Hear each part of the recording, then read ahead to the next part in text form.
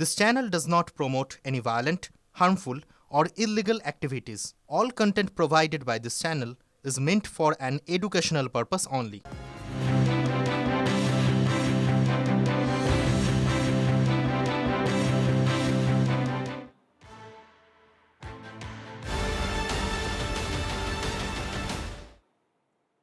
এবার আপনাদেরকে সারাদিনের সব বড় খবরের ডিটেল আপডেট দেব, আর শুরুটা করব তাহেরপুরের দিকে নজর রেখে, যেখানে আজ প্রধানমন্ত্রীর আসার কথা ছিল।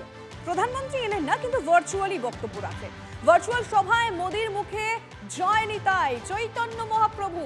সমাজ কল্যাণের মাধ্যমে মতুয়া সমাজকে এগিয়ে নিয়ে যাওয়ার কাজ করেছেন গুরুচাঁদ হরিচাঁদ ঠাকুর বড়মা। তাহেরপুরের ভার্চুয়াল সভায় হরিনাম নিয়ে গুরুচাঁদ হরিচাঁদ ঠাকুর বড়মাকে প্রণাম জানালেন প্রধানমন্ত্রী।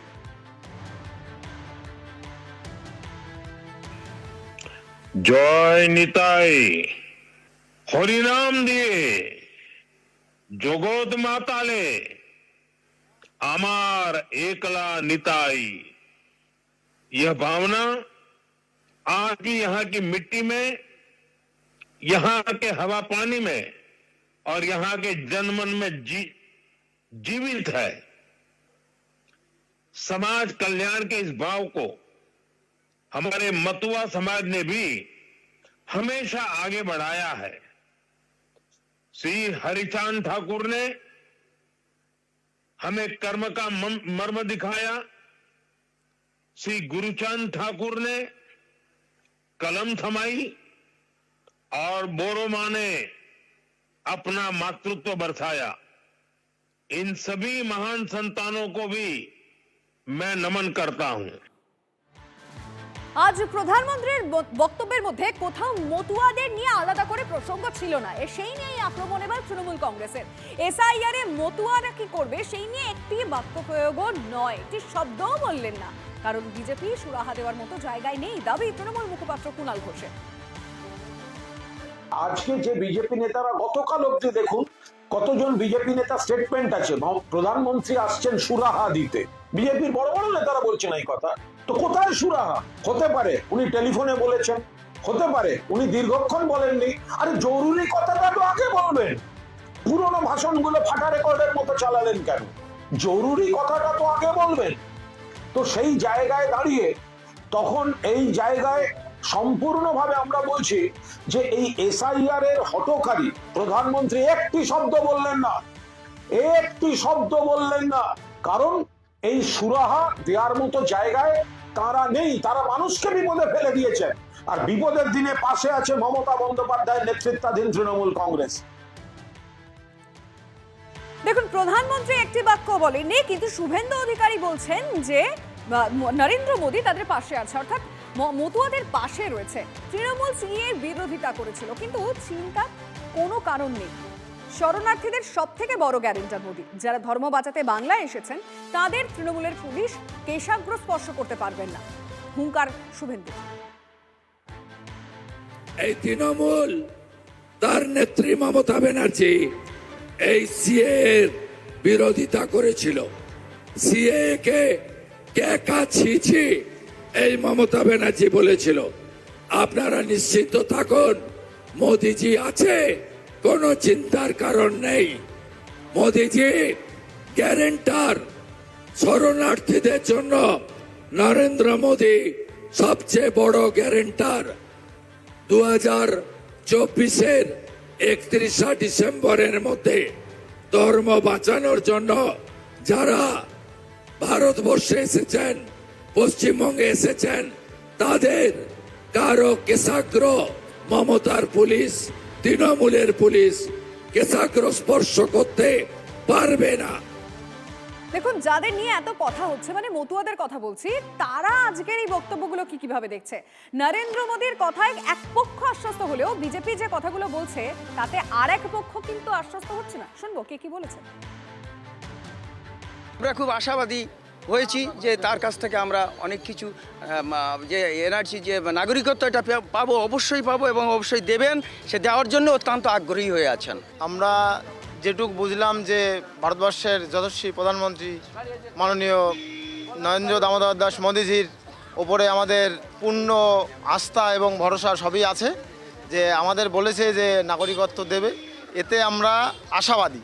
বাংলাদেশ থেকে যারা হিন্দু এসছে তারা ওখানে অত্যাচারিত হয়ে এসছে, তাদের জন্য সিএ উনি বললেন আপনারা সিএতে আবেদন করুন, নিঃসন্দেহে নাগরিকত্ব পাবেন। এটা একটা বিরাট অ্যাচিভমেন্ট মতুয়াদের পক্ষে।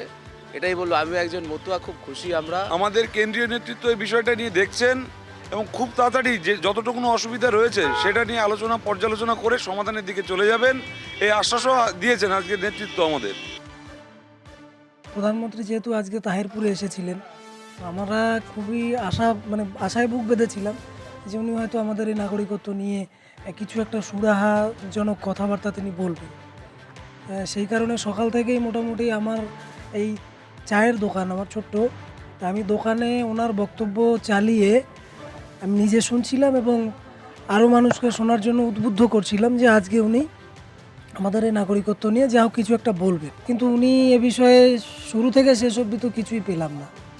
এবার আপনাদের কিছু শাহজাহানের কথা বলি। সন্দেশখালী শাহজাহান জেলে রয়েছে ঠিকই, কিন্তু তার শাগরেদদের দাদাগিরি কমার কোনো নাম নেই।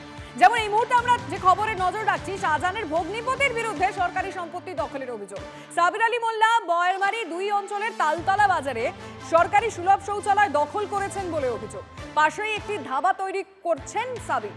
আম জনতার জন্য তৈরি শৌচাগার নিজের প্রয়োজনে ব্যবহার করছেন শাসক নেতা। অভিযুক্তর গ্রেফতারি দাবি করেছে বিজেপি। তদন্ত করে খতিয়ে দেখার আশ্বাস বিডিও। সাবির আলী মোল্লা আমরা তিনি তার ধাবার পাশেই সরকারি প্রকল্পের একটা টয়লেট, যেটা আমরা জানতে পারছি যে সরকারি প্রকল্পের টয়লেট, সেটা তিনি তার ধাবার সাথে অ্যাড করে নিয়ে ব্যবহার করছেন এবং ধাবার যে কালার, ধাবার যেভাবে রং করা হয়েছে, মার্বেল পাথর টাইলস বসানো হয়েছে, সেই বাথরুমটাকেও একইভাবে সেইভাবে টাইলস বসিয়ে রং করে একইভাবে তিনি সেটাকে আত্মসাৎ করছেন, ব্যবহার করছেন। এটা তো সমষ্টিগত সম্পত্তি এবং এটা যদি কেউ ব্যক্তি মালিকানার জন্য দখল করতে চায় তাহলে সেটা তো অপরাধ। তো আমরা এই বিষয়টা আপনাদের থেকেই জানতে পারলাম, এটা বিষয়ে পূর্ণাঙ্গ তদন্ত করে এবং যথারীতি যেটা আমি বোর্ড থেকে দেখতে পেলাম, যে বোর্ডটার ছবি দেখলাম, তো ওটার পেমেন্টটা এখনো বেরোয়নি, তো সেই এজেন্সিকে সেভাবেই ব্যবস্থা নেওয়া হবে। সিপিএম এর রাজ্য কমিটির সদস্য ইন্দ্রজিৎ ঘোষকে বহিষ্কৃত, তাকে বের করে দেওয়া হয়েছে। কেন? যে বিষয়টা জানা যাচ্ছে, দলেরই মহিলা কর্মীকে বিয়ের প্রতিশ্রুতি দিয়ে সহবাসের অভিযোগ।